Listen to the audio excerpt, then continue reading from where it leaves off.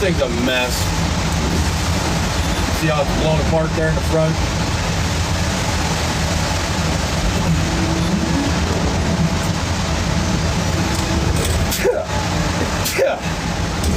Oh, excuse me. Get that crap off of there. Drop that down the chipper.